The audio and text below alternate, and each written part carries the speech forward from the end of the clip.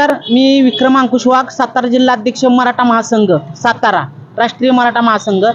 आज आम्ही उपोषणाचा पहिला दिवस आहे। उपोषण ह्याच्यासाठी करतोय की मस्तावलेले अधिकारी आणि भ्रष्ट अधिकारी, भ्रष्टाचार किती असावं तर प्रत्येक पानागणिक आणि प्रत्येक सहगणिक भ्रष्टाचार आहे, त्याची पुरेपूर चौकशी झाली पाहिजे। यासाठी आम्ही आज उपोषणाला बसलेलो आहे।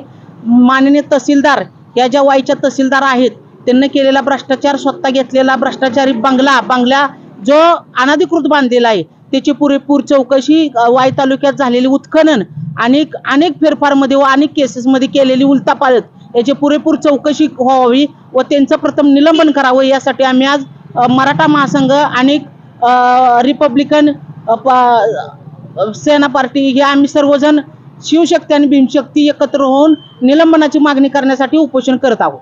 सर्वांना क्रांतिकारी जय भीम, जय ज्योती, जय क्रांती। मी प्रणित मोरे, पीपल्स रिपब्लिकन पार्टीचा सातारा जिल्हा महासचिव।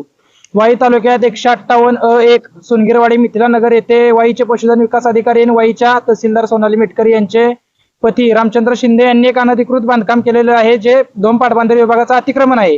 याच्या विरोधात आम्ही वारंवार आवाज उचलत आहोत आणि या प्रकरणात वाईचे नगरसेवक सुशील खरात यांनी मला धमकी देखील दिलेली आहे, ती व्हायरल देखील केलेली आहे मी सगळीकडे।